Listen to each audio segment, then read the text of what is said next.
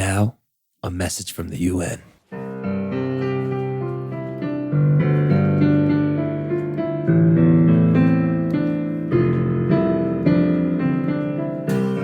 Wherever you go, whatever you do, I will be right here wasted with you.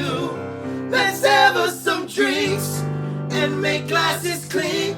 I will be right here wasted with you. I wonder if we should call your guy and get high. Cocaine. But in the end we should get some food and go to bed instead. Wherever you go, whatever you do, I will be right here wasted with you. Let's have us some drinks and make glasses clink. I will be right here wasted with you. Let's start the show. Yeah.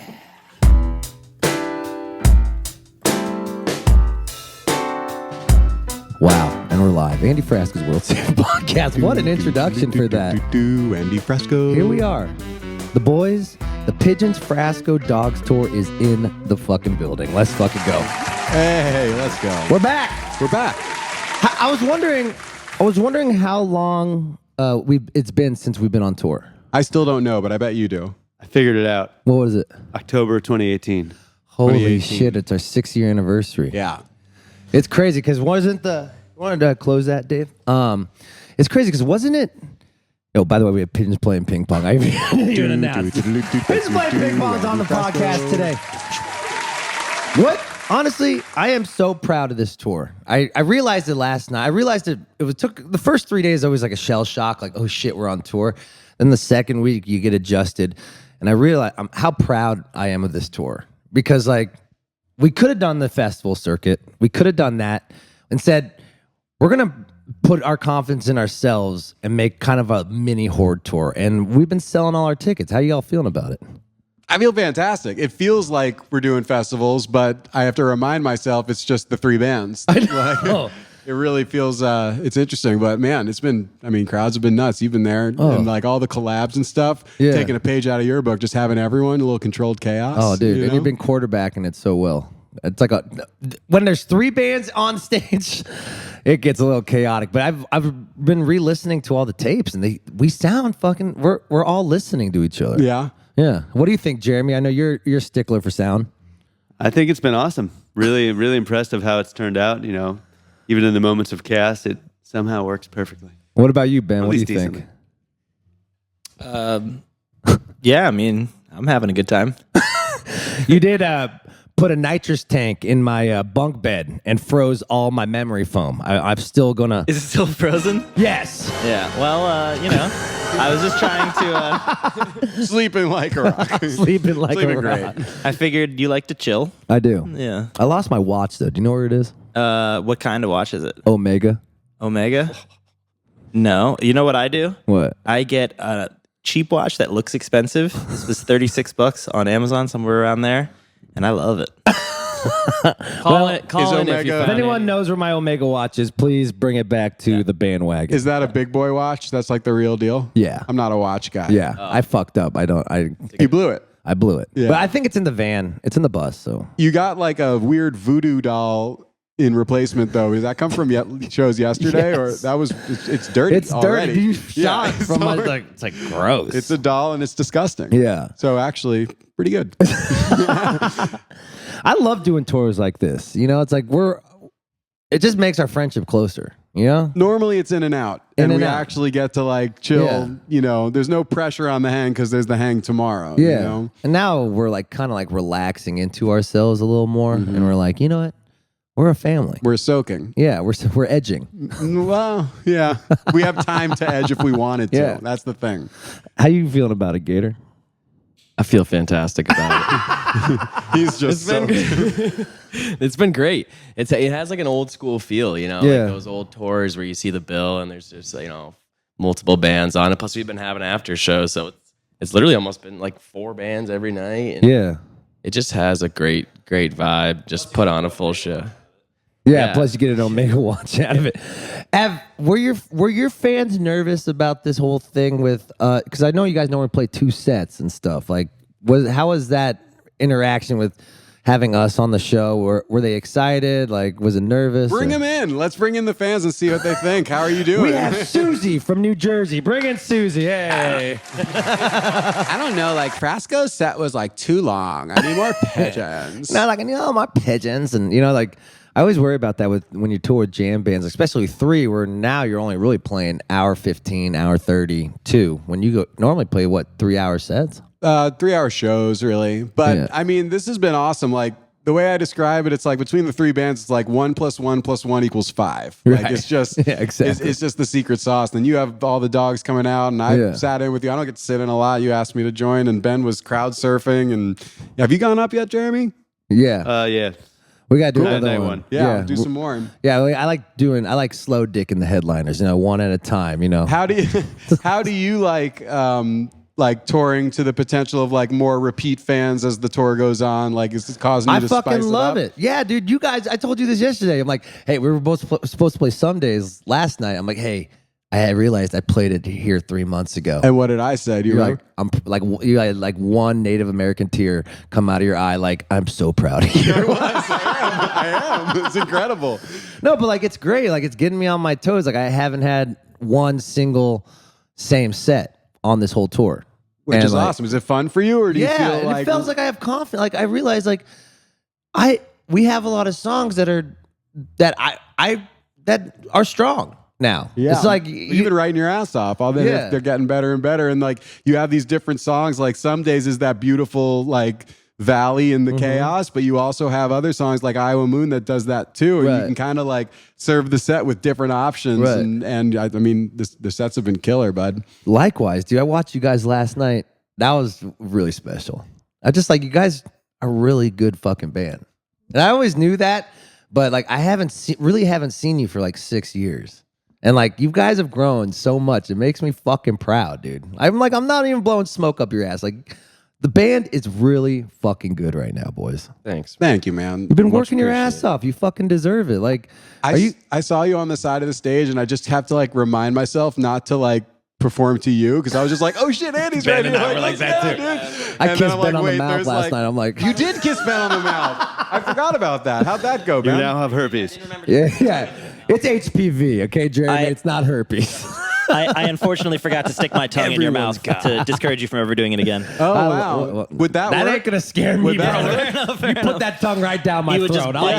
bite it off. I'll be deep in it. That was Okay. the first. That was the first interband kiss of the tour. It was. We I almost wanted to had one wait. backstage with Ben again and, Oh and my your tour God, manager. that was so awkward. I just stood there. He's for got- no he was reason, ready. and he came in like we were gonna kiss, and I was like, "Oh right, they Bo's do got that." voluptuous lips. Like he's got luscious everything. yeah, man. he's But Floyd's your favorite to kiss. yeah, because he plays like he's like hard to get, but then when Yeah. you kiss him, it's like, oh, You yeah, know. he wants to kiss me. Yeah, Yeah, it's pretty. that's wild. the secret sauce. Yeah, it's pretty. That's exactly what you did when you showed up on the side of the That's stage. why I picked my battle. If I did that in front of you, if I did that with you, like get the fuck away. Well, I'd have to explain it to my wife immediately, and I think Cece's cool with it. Honestly, yeah. I think so. We've kind of. We're gonna I mean, find we out. do have the same hair. We do. So Andy doesn't We could think he can grow cosplay. his hair longer, and I also didn't. My hair was also like Q-tip, Brillo Yeah. pad, Corey Matthews from Boy Meets World, and I didn't think I had it in me, but you just got to let it keep going. Right. It just drops. Right. I was like, no, it's not meant for me. It's not Yeah. going to happen. It did.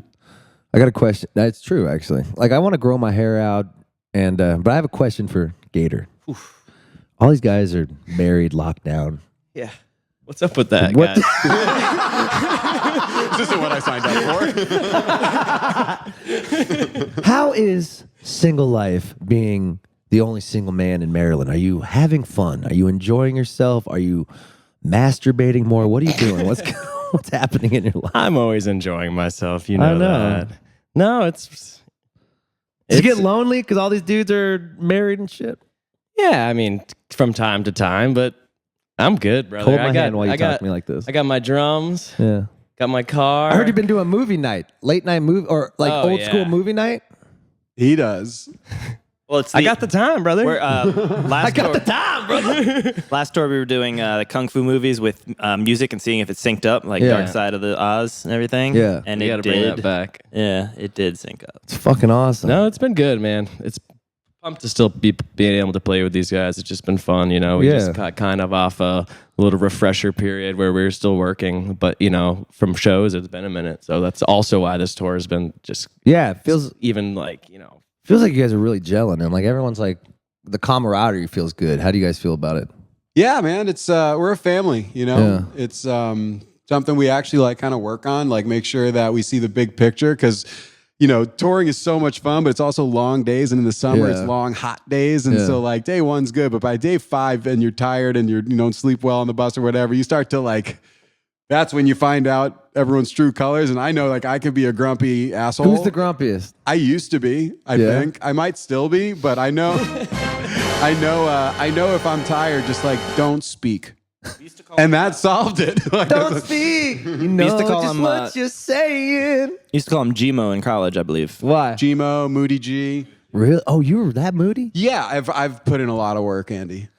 I really have. Having a wife helps with that too, and then kids. It Nothing. was only mornings. Nothing will test your patience like young kids. What about has Jeremy ever like just blown up on Don't somebody? piss me off, Andy. That's why I'm afraid to drink your dark lagers. You can have my dark lager. I gave you permission. If the other guys touch it, oh man, And it didn't go well. What happened? What happened? We'll get into that. we don't talk about it anymore. We don't talk about Fight Club during Fight Club. What happens that time? I got like a weird jam band question for you. So I was watching I rewatched your Insta story of your set list, and we did tub thumping. Yeah, And that was Sure fucking did. awesome. But I like how you noted, like, this is the first time we played this since 2018. Yeah. How do you decide when to bring a cover back? It's almost random. You know, Really? sometimes it just pops in one of our heads. We're like, hey, this song just, or someone heard it on the radio. We'll be like, all right, It's back. Tub Thump it just played. I think it's time. Yeah. we talk about tub thumping once every 4 months, and especially with the group, and like it kind of like this, the setting and stuff dictates it. Like thinking of you guys screaming along with Yeah. us, it was just like a party. Like, oh, this is the one. Yeah. You know, the other day we were at Saranac Brewery, and we were like, oh, we should play Beer by Real Big Fish, which we Yeah. played one time 12 and a half years ago, but he's wanted to play it ever Oh my since God. then. Like every year for over a decade, he's like, let's play Beer. And we finally did because we were at the brewery, and that's also why we played. We were in Utica, where Mo is from, Yeah. and we were thinking about them and all Yeah. they've been That going was really through. nice you guys So did. we played a cover of theirs, and that. So it kind of like gets dictated that Also, way. they say sometimes. Saranac in that cover, They say which was Saranac really in cool. that cover Oh, at the brewery, wow. Saranac Brewery. I So didn't know sometimes that. it's that, and then other times, like like you said, you were going to play some days, and you realized you played it last time you were in town. So we're kind of aware of that. So like if we pitch a cover idea, hold on, let's just check the history, make sure we didn't play that by chance the last time Yeah. we were in whatever Do city. you have like, it's like what do you use? Like a program that tells you each set when you played it, or what do you have? It's just like a note stock. Oh my Pretty God. archaic. I'm trying to get someone to build me in a Setlist app. I have it all figured out. Oh, dude. If someone wants to do it, We please just hit me up. bought the program Humphreys uses, and it's sick. It's like I got ask Sean. It's like $300 a year. Is it like Ghost something? Is it Ghost Set? But That's yeah, what- you could check every city, how many times you've played each song. It's like they have this exists. down to the science. I gotta get you that. Those content. guys got Hell it yeah. all figured out. I know. So here's what we're They gonna are- do. they You're are gonna give us uncles. some of that dialed-in gummies money, and we're Okay. gonna buy. Is that still a sponsor of this It's show? not actually. It's They not? stopped sponsoring the podcast. All right, never mind. Is volume still in? Volume. We'll All give you so some you're of gonna that give us some of volume that volume money, and we're gonna try this Setlist app out. Speaking of Deal? volume.com, where you can find all the best live streams. Pigeons playing ping pong probably has a couple sets on volume.com. I don't know. Sure. Yes. Volume.com. Yes, we love volume. Turn it up. Return it up. If you want to head to volume.com, watch all the content, and because you remind me they pay me, so I have to talk about this. And our podcast, we have all archived on our podcast. So head to volume.com, the best live stream business in the building. I know you guys are Nugs guys. Well, let me tell you a little something about volume.com. Yeah. The people there are nice. They're sweet. Not saying that the Nugs people aren't sweet, but why don't you share the wealth, okay? This just in, Andy Frasco hates nugs. I mean, I don't hate them. Just start paying me. Yeah. And I'll love it more. He's in it for the paper. I'm in it for the paper. You're in the wrong line of business. Yeah, true. When do you guys have time to write new music? You guys are always on the road. We just wrote something at Soundcheck. Really? A part of a song. Yeah. Yeah, a lot of our songs are just kind of, we feel it out and jam into it. We practice usually twice a week when we're home. As long as Really? not, Yeah. See, we all live in the same city still. That's sick. So we practice regularly. Where do you practice at? Oh, my parents' basement. Let's fucking go. Yeah. Jeremy. It's great. It works. It's perfect. Dude. Like, Have you Really you've been, pumped about you've that. You've been rehearsing in your parents' basement for your whole career, haven't you? Post-college. Post-college, Yeah, over a decade. The amount of money they've saved us in like a practice space. we met and jammed for the first time in my college basement. And Jeremy's tone, he used the same stack that he uses now. Yeah. And I was upstairs. I wasn't sure if they had a bass player because his low end was so sick and it sounded awesome. So I was like, do they have a bass player? I was like so nervous, just like hanging out. And then Jeremy invited me down, and I was still nervous. So we were just like a duo for a while, and then we had a drummer play with us, and we found a friend with a drum set in a basement who happened to be Ben's roommate. So the three of us were jamming. Or was Alan there too on keys? I don't remember. Maybe. We were jamming downstairs just to make more noise and stuff, and Ben just walked downstairs and picked up the bass and quietly joined the band. Back and forth. I was like, should I go down? Should I not? Like, I was talking to my friend. I was so nervous, and I was actually nervous to the point where when we first played our first show at Santa Fe Cafe, I didn't know if I was playing a wrong note in one of our songs because I never was brave enough to like play it loud enough. I was like, it's too late now. I can't say anything. So I've been playing wrong notes since like day one. Oh my god! So have you ever had times when you're just rocking out so loud and the neighbors of your parents like any bad? For all the years we've been playing there, never. Never. We don't play no one late. cares. Yeah. Yeah. I mean, we used to play late, but it works really well. And we'll like often come in with new song ideas before practice. Be like, hey, wrote this. Maybe we all give it a shot, and we kind of all learn it. Yeah, we kind of send it to each other in advance, and then he'll send a part out. I'll sing on it at home, and then when we get to practice, we're already rolling. That's fucking hilarious. It was one of those lemonade out of lemons for the pandemic. We started using a program that let us share our files on Logic, and we were able to write without being together, and that helped us a lot, even when we started seeing each other again. What's that process? There's a new app now. It used to be Splice, and the new app program is Seshi. And what you do is you save your Logic file, and it uploads it to a point where you can open it up on your computer, and it's as if you see their exact Logic file. It's like a shared document, but for Sick. It's kind of like files, yeah. Dropbox for bands. But it loads it up for you instead of having to get each individual part. So Jeremy will write a bass line, and I'll listen, try out a different thing, and he'll say oh, I like how you did this, but this needs to go with this guitar. Or Greg will have some It also vocal saves all the ideas. versions that you've done. So Jeremy's original idea will come over, and then maybe I'll sing on it or rearrange something. But if he didn't like that rearrangement, the OG file is still there, and my one, and the next one that gets edited, you could add a little note like initial vocal ideas or whatever. You can throw a bounce on there, so you could just click it and play it. That's fucking insane. So out of COVID came this entirely just because we had to, when we couldn't meet up in person, we ended up with this process to write more music quicker. Out of it. It was pretty unexpected. Yeah, everyone talks about the downsides of COVID, but there's also some good things that came out of COVID. Besides the people dying and shit, but the technology that came out with how we can approach writing if you're not living in the same town. I need that because my whole guys don't live in the same town. Yeah. I think about you and with your drums in your apartment. Have you ever got some complaints? Yeah, well, I eventually had to start renting a practice space. Really? Yeah, I mean, it's just a plight of a drummer. Oh, my God. And I got a great spot, but Tell him a little bit about your upstairs neighbor. What happened? oh, I had horrendous neighbors. If you're watching, you suck. Yeah, fuck off. Don't let my suck my dick music from the back. Don't let my boy Gator. Don't ruin my boy Gator's vibe. Okay, thank you. No, they would just stomp the floor and had a bunch of crazy dogs and kids running around. So What would the dog do? On the deck, what would he do? Oh, oof. He would just piss and shit all off the deck onto my deck. Oh my god. So it'd be dude. raining piss. Yeah, eventually I just started playing drums in there because Yeah. became a all-out battle. Crazy That's stuff fucking happens to Gator. It's what just happened that you told me recently. Oh yeah, someone was getting like on the phone when you were trying to like who was Check that? into an appointment. Yeah, she was just looking at me while on the phone the whole time. I had no idea whether she was talking to me or not. And then the boss is like, "Hey, you on the phone?" She's like, "No." Shoot her out right in front of me. Yeah, Get me the outta weirdest here. stuff happens to him. It's so funny. Poor guy. As long as you guys have, you do have a Porsche. You could just drive out there like Batman. It's like, I'm out. Just zip away and I'm I gone. love that you have a Porsche.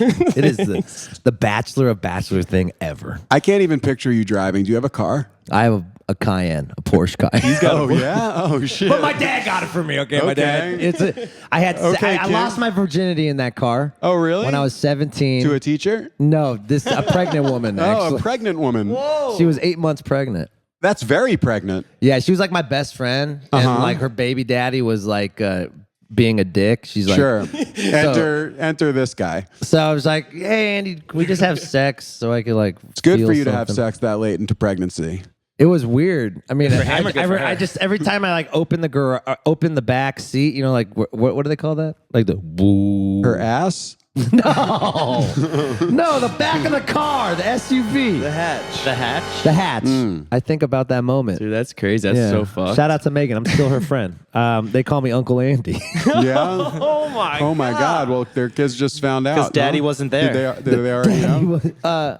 Yeah, because they're 18, 19 now. Oh, wow. They're Right. 16. That makes sense. Come on out to 20. a Frasco show. Yeah, yeah. You never.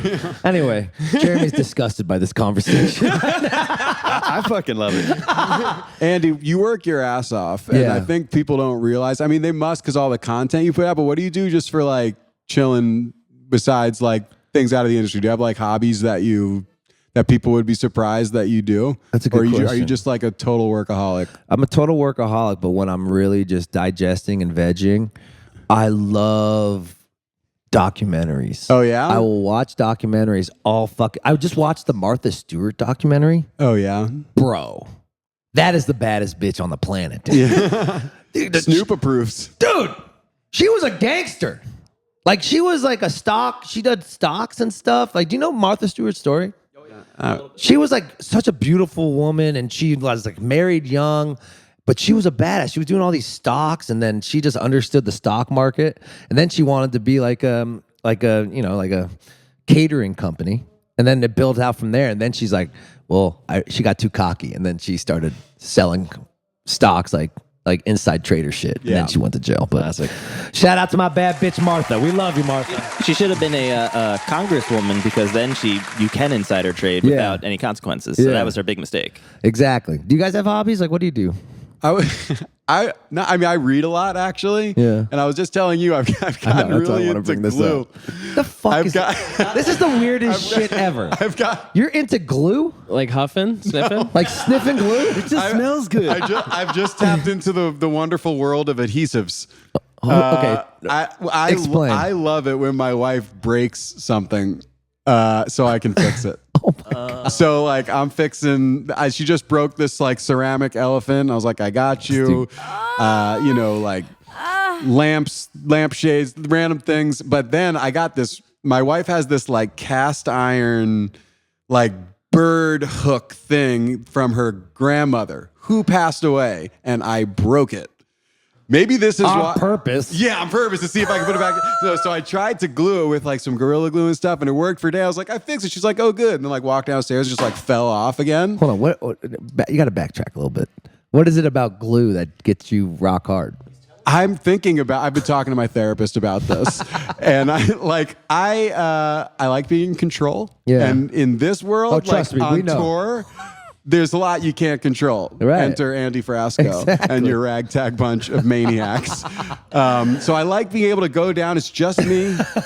And I like fixing stuff. It's very satisfying. Yeah. You know? And I also think like my dad was like great at a lot of things. He was not Mr. Fix-It. So it was cool for me to like try something that like, you know, the next generation of my family and my kids can learn to like just fix things instead of like throw money at it and hope it gets fixed. And so it's kind of like really satisfying. Yeah, and like if I can kind of see that because you already see the finished product because you've seen it forever. So it's kind of like a jigsaw puzzle in a way. Well, there's this thing that like the Japanese do. It's called like kingsari or something like that. And it's basically they like purposefully break like pots and then they use gold in their like gluing or whatever to put it back together. So when it is together, you see all the cracks in gold.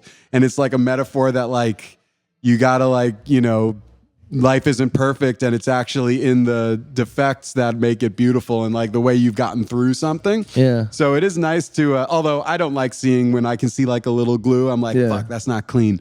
Do you guys have that same philosophy in your jams and in your songs? Like, do you like the imperfections? Sometimes. I wouldn't say we like the imperfections, but they're there. Yeah. Well, maybe that's why it's a hobby. But that's what the scene's about. Like it's when the jams get a little tumultuous and tension rises, and then we get out of it. That's like when we're all. That does make it sweeter. I've never seen you flop a jam. We were from the Miss Frizzle generation, where you're told to get messy and make mistakes. Yeah. And I eventually figured out that there's other aspects too, but I do appreciate that approach where, you know, walking is just falling forward and catching yourself. Yeah. So making a mistake, as long as you're learning from it and growing, that's my philosophy. Man. But the beauty of us all is that was we're different. Philosophical as fuck. They call me philosophical. Philosophical. Officially. What about you? I know that I know how your brain works. And do you Really? see Can you li- tell me? Oh my God. I could just see you're a perfectionist, right, Jeremy? Unfortunately. So what do you see in the sets that you feel that aren't perfect that drive you nuts? Mainly like when I play a note that just is not what I meant to play. Yeah. Jazz, I'll be man. like, oh, shit. Do you think about it? Will it not make you sleep at night? I've learned to get over it. You know, I'm not like the world's best guitar player. I'll make mistakes, you know, and it's all right. Yeah. But I still don't like when I make mistakes, and you know, I'm okay with mistakes. Mistakes happen. It's when I get upset if like someone's like out to lunch. You know, if you're not paying attention, you're just like not with it, not in the moment. And then, but like, Who's out to lunch the most? we all do a good job of staying. Bad. Yeah, we all try to stay in the moment, and like, you know, a jam is improv. Anything can happen in improv, and sometimes a mistake can lead to a really cool moment, whether that was the intention or not. Yeah. Dude, you got to get into gluing because I'm telling you, because like you can't. It's great for. I consider myself a recovering This man is perfectionist. obsessed with fucking adhesive, Well, dude. listen, like you can't get it totally right. Like you can try to, but like no matter once you're done gluing, it's not going to be perfect. But you've done it. It's no longer in pieces. Yeah. So back to this cast iron bird thing. So it split open. So I got this thing called JB Weld, and it's like welding glue. There's two different things. You mix it together. You got to use gloves and like eye gear and shit so you don't fuck yourself up. But boy, is that sucker not broken anymore. And it was such a win. Oh my! What if you like get it on your hands and shit, or like on your skin? I was very nervous. like You're this- supposed to wash your hands for like 15 minutes straight. I was concerned. That's the one thing. If I show up to tour and my fingers are stuck together, I got to find a new hobby, like maybe glue sticks, not that strong stuff. But Or I'm do you going forget deep. you have some glue on your hand? You're like petting your baby, and it's just like I'm petting my Did you say petting That's- your baby? For those who don't know, Andy doesn't have kids. Although I'd be lying if I didn't say I pet my kids. I tuss. I just thought tussle about them. that. Yeah, I guess that babies aren't like animals. Dude, the they are, last time definitely. we I were, feel like you could like pet a baby and shit. No? the last time we were on tour, we had no babies, and now this band has 5. I know it's insane, dude. Like it's like complete. It's like a 180, but I still got my boy Gator. I got a question. Do you feel like we were gonna party? Like we're not partying as hard as you thought we were gonna do, or like what's your take on? Or do you think we're partying a lot on this tour? You tell me, man. You're Jared, the no, I want to see. you're the one who says. I feel like we're "All right, supposed let's to go say get no drunk comment." somewhere. We did that one night when you walked into the bus. You're like, "What the fuck? This feels like summer camp music festival." That was a hilarious night. Yeah. No, we had a great time. We were vibing. Yeah, you know. People are getting it in. Well, we have those late nights, so Yeah. like that was also part of it because we have our music festival Dome Fest, and we took a year off. So like you said, this is like a traveling festival. Plus, we added late nights at most of these shows, and we have craft vendors out in the crowd. So we're trying to bring that festival atmosphere, and with that comes some late nights. Yeah. But I think what makes it less of late nights is bus calls always at 1 a.m. or 2 a.m. So we could finally push our way out because normally if we were just staying in town, we'd be just at the after party and then or at the bar until 4 a.m. or whatever and going back to the hotel all jacked up on cocaine and We shit. should find Shekels. You should find Eccles streaking downtown. We're going. I don't like you, man. You're crazy. The quad into the gymnasium. Dork, man. Dork, man. Yeah, your team is incredible. They are such pros. Yeah, herding cats. But sometimes it's like, are they going to be okay tonight? And then they like Jesus, they rise from the dead and bring the magic to the people. Well, guys, we're halfway through the tour. I'm so excited. I really do love you guys. I love you too, this man. is such a dream come true, and I've always wanted to do this fucking tour with a band that I respect the fuck out of you guys. You guys are a good band, and it's even better that we're friends. You can respect someone and not be their friend, but we've gone through the trenches together. We've both seen each other rise. And we've seen you literally rise every night on your damn stairmaster. I'm getting you up on that fucking thing. Yeah. Or Jeremy, Ben's we'll get you on already a been up solo. there. We'll rise up. Oh, I would love that. Hey, can I borrow your helmet? Yeah. Yeah, but you need the GoPro on while you wear it. Oh, wow. Well, I love you guys. We love you too, come out to buddy. the Pigeons Frasco Dogs tour. Honestly, it's a great time, and we're all just friends. We're just having fun. Ben crowd surfed and slam dunked a fucking basketball last night. We're cooking. We're cooking with cannoli oil. We might even bring a little glue into the game. Cannoli oil. What's that mean? That sounds that's good. That's a nice Italian pastry. Oh, really? Yeah, they're great. Canola They're oil great. is what you you cook shoved with. one in. Oh, You put one in your mouth and tried to kiss Floyd with it on his birthday on stage last week, Andy. That's what that is. See, That this was is- a cannoli. Sometimes my last 3 brain cells just don't know what to talk. I know. I stand next to you with the VIP thing, and you're just like, talk about out to lunch. You're just like, Yesterday's VIP. I kept hitting you. I was there. I wasn't even thinking of anything. I was just staring in the blue. We were mid-conversation, and he just looks off. And then he answers like, oh, $36 for those? Cool, nice. I got fucking elbowed by I'll beat the Greg. shit out of you, man. I'm gonna whip you into That's shit, why. buddy. That's why I stand next to you during the What were you VIP. talking about when you got elbowed? Oh, nothing. We were just. I think Greg was just talking to me about something, and all of a sudden, I just hear I just start staring. Andy! Take a picture. They're like, big fan. Yeah. But buy the VIP if you want to see me be spaced out for 45 minutes. It's a sight to behold. I love it. It's my first time doing VIP. That's great. Do you guys. like it? I love it. I You love guys it too. inspired me. I'm VIP in every It's time. awesome, man. I genuinely love it. Like Yeah, you and actually the fans love it. You get to know who you're playing for. I Like fucking love it. it puts a face to the fan. So grab some VIP. You want to see us at 4 p.m. in the afternoon? You want to see what we are during the day? I can't. We gotta get the fuck out. This About episode, those- about this those episode 3 is brain sponsored to cells. you by VIP. This episode. Come early, stay long. This episode's sponsored by tequila from last night, Gator. I was hanging out. I was partying. I was on your bus. It's a comfortable bus. Nice bus. It's a nice bus. It's a nice bus with green flames on and the it's side. it's got green flames and it's got Yoda themes. Yeah. I'm like, There's Star Wars everywhere. whoever owned this is a fucking cool dude. All right, guys. Tim Reynolds is on the show from Dave Matthews Band. You're going to either think this interview is insane or you're going to love the genius of it because he was vacuuming his whole time. He was vacuuming his house saying, I got to clean. And if you're going to watch the video on volume.com, he basically thinks that the video is a phone. So all you see is his chin throughout the whole thing. I think you should watch it. It's a work it's a of art. spectacle because Tim Reynolds is a fucking genius. He's so good, he's man. one of the greatest guitar players out there. I would right? love for him to just rip it up. Dude, That Dave and Tim live album Is Live amazing. at Luther College. Oh, yeah. so good. Thanks, boys. I love you. We love you, buddy. Let's go kick ass out yeah. there. Let's go fucking kick ass. Ben, Let's kick ass. Gator, I love you. Pigeons Frasco Dogs tour continues. Love you.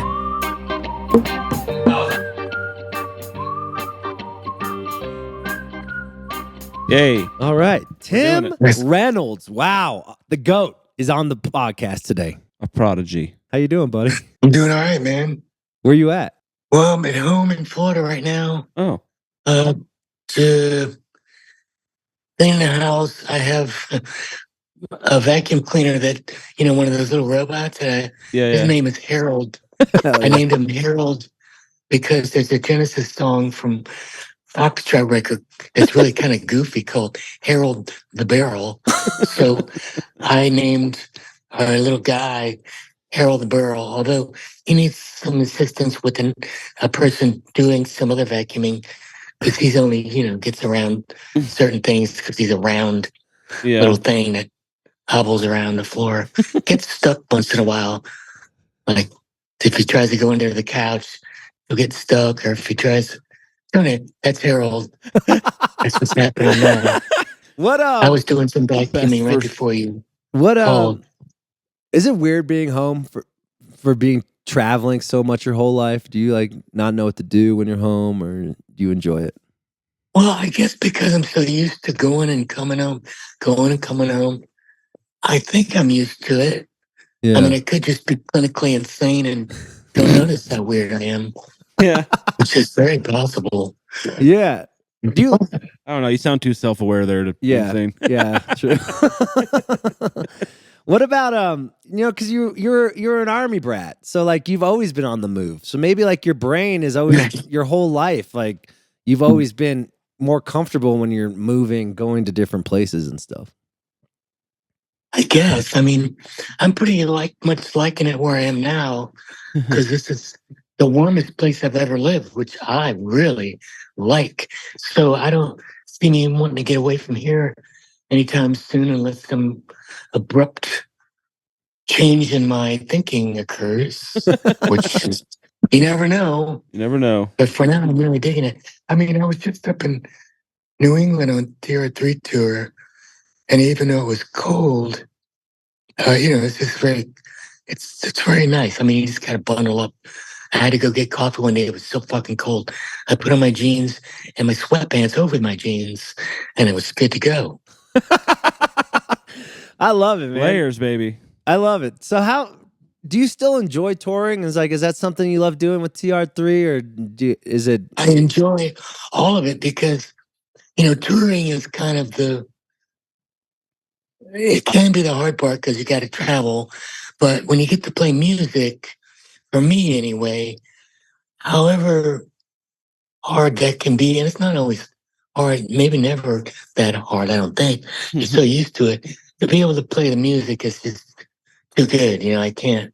If I stop playing the music, that would suck. So I just travel. I mean, I can see if I get really old and I just can't do it, I would still play music. I just wouldn't be on the road. I would just play around town or, find places to play. Mm-hmm. Is there ever? Because I've done that before, but it is while I'm healthy and I can do it, I just enjoy playing all kind of different places, and often you play somewhere you've never been before.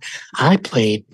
I can drop F-bombs here, right? Of course, Oh, yeah, whatever yeah. the fuck you want, bro. I played fucking Hazard County, where the Dukes of Hazard came from. yeah. And you know what I got for playing this really tiny little place? I had a picture of the stage. It's small, like Miller's, but it was so much fun. But they gave us all in the band a big certificate that's hard and legit with a stamp that we are Dukes of Hazard. What? Let's fucking That's go. cool. So That's cooler than being the Duke of literally, Edinburgh. I have documentation to prove it, and I can show you my ID. Let me see it. That I'm the Duke of Hazard. So that's Damn. you play music for a long time, and all of a sudden you become a Duke of Hazard when you're 66 years old. I mean, that's some shit, man. The Earl of Do you think Denver. rock and roll keeps you young, Tim? Definitely. Yeah. Has there Yeah. ever been a moment in your life where you're just kind of over playing music? Oh God, no. I mean, once in a great while, it hasn't been for a long time. You can just when I used to really go tour so much on my own, just crazy. I would come home and not want to play, but just need to die for a while. Yeah.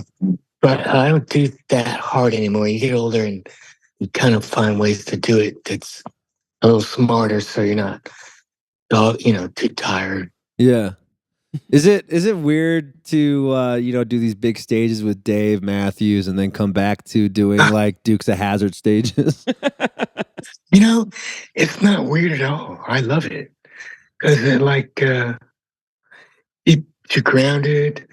Those kind of rooms are great because you're in a room with people and you can kind of see them all. They're right there in front of you. There's no vast distance off into nowhere where there's a sea of people. Mm-hmm. It's a different thing, but I can't let go of how that feels. You know what I mean? Right. It's a perfect world in its own way. So it's playing the big places, but I like that I can do that. Yeah. I mean, you have to work hard because I'm always touring. I'm trying to take breaks between it. Right. And like I just did a 3-week tour, and that kind of was shoved in the middle of a bunch of other stuff. That was good. Yeah. What about how do you like going to Mexico with the crew? You like that trip? Oh, it's great. Always great there. Did you are you close with Trey Anastasio? Do you guys have a relationship? No, but we hung out more there than we ever had before. It was really cool. What was it like? What's it like? I've met him before, just really quickly when he would sit in, years ago. I mean, we were Dave and friends together, so I've definitely hung out with him, so it was great. He's the sweetest guy in the world. And it was fun to, what did we do? We worked on some songs that we were going to play just for that gig, you know what I mean? Yeah. So it was fun to sit down with guitars and work on Cripple Creek. I saw him on the piano too. Yeah, he played some piano, yeah. On one song, yeah. That's cool. Have you ever gotten into like substance abuse like Trey did? What kind of substance you talking about? Cocaine, heroin, what do you got? Give us all the stories. I never did heroin. I think some way back in the 70s, somebody gave me something to snort that might have been kind of like it, but it definitely was, I've done all the drugs, but I do smoke weed and drink alcohol now, and that's a safe thing, and it's not, and just don't do it too much. Right. Everything in moderation. But yeah, when you're younger, you kind of try to go for it, but then you don't really need to go for it when you're older. You want to play music, really. So yeah. It's. When did you first find out that you fell in love with music? How old were you? Jeez. Well, I could tell you the first time that my shit was lit up because we had one of those back in the 60s. We had those kind of stereos that were like a piece of furniture, like about 4-6 feet wide, 2 feet deep, kind of a stereo. You know what I mean? Big ass piece of furniture. And my mom and dad listened to gospel music at a relatively mild volume. One day when they were gone, my sister put the Beatles on that stereo and cranked it up, and I almost cried thinking about it. I jumped up and down like this. What the fuck? Because it just was rock and roll at the correct, loud enough to feel it. And that was it. Boom. You know what I mean? I started playing air guitar. I had a toy guitar with strings on it, but I couldn't play. I just took the strings off and played air guitar for years. It was always with me. When a song came on, I had to have it like, an air guitar to the Beatles or whatever. So that was my jam. And then, I started playing guitar. I had Uncle Bill show me some chords. And then once I kind of knew how to play, I really wanted to dive in and really know how to play. I played bass for a while. I'm still consider myself a bass player, but bottom line at heart, because that was the instrument that when I had piano lessons, I didn't really play well, and I was kind of what's the word? I really wanted to play guitar. So I had piano lessons, and in spite of myself, I learned something about music that's tangible. Not like I can play piano, but just how music can be put together. So what'd you learn? So I was like, I can't remember. It's like child's basic structure kind of stuff. Like, yeah. But then I played guitar a little bit. My Uncle Bill showed me that. And when I played guitar with Uncle Bill, I wound up playing the low notes. And I really got the idea I should get a bass. And that was a revolution in my musical development because the bass just came to me. I was done. I was all over that, man. I spent a summer learning how to play bass by learning all the bass to like 2 or 3 Grand Funk records. That bass player is badass. Yeah. And then Paul McCartney as well. So I got schooled on bass one summer, and that was kind of my doorway into all the other things. Once I played bass, I was like, well, I can do some rounds on a bass. I can play guitar. Let me do that on a guitar. It was just like slowly kind of all bled into itself. Whoa. Sorry, I got to sit down. I have this sciatic leg, and I shouldn't pace. And I got to start vacuuming soon. I'm supposed to be vacuuming. It's Friday. Before she gets home. So what? I got a question. Like, was music a way for you to like? Was it lonely growing up as an army kid? Because like you're always away, you're always moving. You couldn't like really connect with friends because you'd be moving to the next town. Was music a way to make you feel less alone? I guess because I never had a problem being alone because I was alone a lot. But I also had friends too, when I was a kid, like in all those places. In Indiana. Well, Indiana, I was way, way young. And we lived kind of on a farm. Yeah. So my friends are probably my cousins at the time. Yeah. And so when you finally decided to move to Charlottesville, you were you hanging out in Miller's? Like, how'd you meet Dave? And what was it? Was it at Miller's or where? Well, the first thing that happened that I met everybody pretty much in one fell swoop, as it were. I got wind of at the CNO a jazz workshop, and at the time, I was really studying and playing. I was a jazz mofo on guitar. At least I thought I was. But I never really had a lot of experience, except a little bit when I was in St. Louis with a jazz vocalist, and that was a great education. So I did have a little bit of that experience. But I came to this workshop, and Leroy Moore was the MC. Wow. And also playing. And John Dirth was there. And a lot of people that I went on to play with. I think Carter Buford was playing the drums. Yeah. You know what I mean? It's pretty much like, this was way before Dave was in Charlottesville, but it was all the cats and that were hanging, John Dirth, the trumpet, was there. So I kind of met everybody like then, boom. And I was still working at Kmart as a job.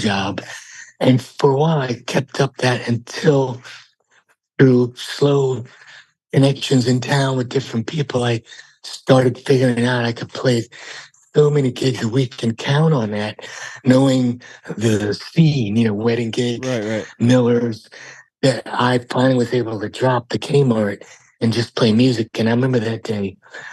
I remember the lady who was kind of the boss lady when I was leaving. She said, you just don't know what you're doing with your life, Tim. And I just thought to myself, oh, I surely, definitely do. Yeah, it's not Kmart. Why was she saying that though? Well, because I worked there, and they always want to keep their employees. Right. I probably was a good employee. I worked in the toy department. And so, they always want to keep you there because it's in their, interest to have people working there. And I'd been there for like a couple of years, so I was a guy that worked there. It's pretty amazing. And then was TR3 happening back then, or were you having your own band yet, or were you just gigging around solo playing with everybody? No, not at all. TR3 was like when I worked in this band called Cosmology with John Dirth on trumpet, Robert Jasper on drums. John's wife was a singer. Leroy played with it sometimes. That's how I got to know all these people. But TR3 kind of the bass player, the drummer, myself started doing these trio gigs where we play some jazz, but then we play some kind of, Police covers, instrumental, and I would sing some shit, like a blues. Robert Cray had a song back then that we sing. It was like up tempo. So anyway, we started doing it like that, and then I started writing more music. That's kind of how it started. And then over the years, I moved to different places and kind of once moved so far that it was hard to kind of keep it going. You know what I mean? Yeah. And so coming out, the Outer Banks really is where I met Mick and Dan, and that's when I started playing with them. Did you like the Outer Banks? Did you like living in the Outer Banks? I did, but after a while, it's kind of, just ready to go somewhere else. Yeah, I hear you. And then, was Charlottesville the first place you really felt like home? I guess, just because there was a very developed music scene that was very accepting, and that's probably the first music scene that had a bunch of people in it as a group in an area that, you know what I mean? Yeah. Work together. So yeah, that was pretty great, I have to say. I heard this great story of you basically, Dave wanted to play with your band, but you kind of encouraged him to start his own band. So you're basically the frontier of the band. He owes you a lot of money. He owes you a lot of money. I mean, at the time, it seemed like, I just felt like if he came in my band, we do a lot of my music, and he would kind of slow to get integrated. But I felt like he should start off boom with his own thing because it was already so developed, right? And he. I don't even know if I knew he played guitar yet. I heard him play some stuff on piano, and I was like, "Oh, really? Well, this guy's a great songwriter." And then, but didn't get that he played guitar right off the bat. And then I heard that, and I was like, "Oh, damn!" It's crazy because he has such a unique style and rhythm. Yeah, you'd think that would be like his first instrument. Exactly. Yeah. Oh yeah. What was the first song you heard of Dave that you thought that you knew he was going to be a great songwriter? I'm not even sure, but maybe What Would You Say or something like that. One of those first ones that are like that. Was Miller's the Hang? Like everyone talks about Miller's is like the hang for all the musicians. Was it? It definitely was. Yeah, it definitely was. It's not there anymore? I don't know. It's still there, yeah. Oh, it is. Okay, yeah. And it's probably still a hang for hopefully younger group of people, yeah. Oh yeah, I used to smoke cigarettes on the top of the top floor. After Jefferson Theater. Oh yeah. Yeah. After I love it. So when did you start touring? Like when was it you really started like taking touring and taking this whole thing like out of the local town that you were in? It must have been really in earnest when I did those first tour with Dave acoustic. I actually did a little bit of touring with the band earlier on, but it was too much at the time. They would just tour all the time, and I did it for a little bit. And I can't really do this. I'll play on the records, but I wasn't ready to be on the road so much then. Yeah, of course now I kind of am, but I kind of worked my way into my own kind of comfortable way to do it. And how long did it take for you to like learn the comfortable way of touring? Oh, half my life. Really? I'm like 66. Well, maybe to do it so that it's, I don't know, maybe before that. I mean, I'm comfortable with it now. You know what I mean? I mean, except for I have this sciatica, which makes everything uncomfortable if I walk I have that sometimes. too far. Yeah. Mine is kind of a daily problem. But I'm going to have to go in a minute because I have to finish vacuuming. I'm supposed to be vacuuming, man. Okay. All right, no problem. It's like, I just want to, my curious question is like, with all this pain you're going through, how hard is it to tour now? Like, is it hard to sit in a van or a bus for a long time or? It depends. I try to figure out ways to make it more comfortable. You know what I mean? Yeah. And there's ways, I'm just constantly trying to figure out a way. I take walks, but I have to stop every so often and find a place I can sit. And then it kind of, when I sit, my leg kind of comes back to not hurting so much. Right. And after about, if I sit and breathe like 30 breaths, that's a good break. Yeah. And then if I stand a couple times between that and just stop for a minute, it kind of takes, I have to learn how to do it. So I've learned how to do it. That's fucking awesome. Yeah. I'll let you. I got one more question. I'll let you go vacuum, bud. Sure. When it's all said and done, what do you want to be remembered by? They could play guitar really well. I guess that's about all I can expect. Yeah. And maybe if they like some of the songs, because I really like writing songs. I'm a crazy, like writing songs more than, I like playing guitar, but all the things I do are songs that I play on the guitar. And then there's obviously improvising over things, which is also a different element. You know what I mean? That's not songs, but you create in a moment. And it's a really great thing to do. You know what I mean? Yeah. What do you like better, improvising or writing? They're both kind of necessary. It's like when you talk about breathing, you have to breathe in and you have to breathe out. You know what I mean? Yeah. That's an analogy I will use because they're both. That's really good. It's just kind of life, for me. Yeah. Yeah. If something happened, I couldn't do one, I could just do the other. I would do that, but I would choose to currently. It's really good that I can do both. Some of the best writing starts with improv too. Like some of the best songs come out of jams. All of it, just about, yeah. Yeah. Do you got one more question for Tim before you guys to go vacuum? Sure. You have such a unique style on guitar. It's like so individual. I'm just wondering, like, who was like your main influence that made you? Why are you so much different than every other guitar player? What was the impetus for that? Well, I can tell you what got me into playing kind of the way I do, playing solo acoustic years ago, and he's still around, I'm sure. A fucking great solo jazz guitarist named Tuck Andress, who played with Tuck and Patty. Oh yeah. He did a solo record that was killer. That record made me want to do that. Except I thought, well, I'm not going to copy him and do it on an electric. I'm going to definitely look into, playing bass rhythm and all that on the same time, but on acoustic. And I'd also, years ago in jazz, there's a guy named Joe Pass and a couple other cats that they play strictly jazz, but Joe Pass is magic. He's a man. That's kind of the first guy that really got me into doing that.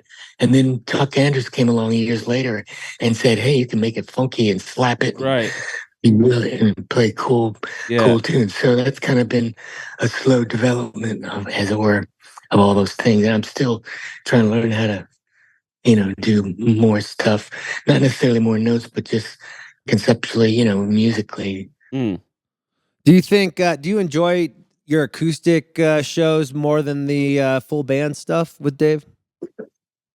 They're both really great. Acoustic shows, like when you play by yourself, that's very fulfilling in a way, but it's also just really great to play with another person or a group of people, because that just brings in all their energy, and it's like, that kind of interplay.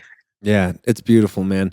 Well, keep the dream alive. We'll be rooting you on, Tim. You're the best, man. Hope you get that house clean. And yes, sir. Yeah, wrangle that vacuum. Wrangle that vacuum for us, buddy. What's his name again? What's his name? Howard? Well, Harold's the one that runs around the house by himself, getting stuck places. He's not flush. He's just a little. I can hear him. Oh no, that's what key is he? Never mind. What note is he humming at right now? Well, actually, let me go see. I bet he knows. Where is he? He's not at his little place. I bet he knows the note. He's shy, Harold.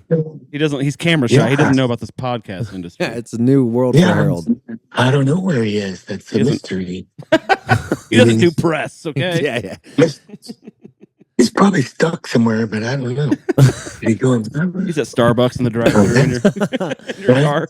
Well, I'm gonna go find Harold. All right, buddy. Well, enjoy your day. Thanks for sharing some time with us, and keep the dream alive, bud. We'll be rooting you on.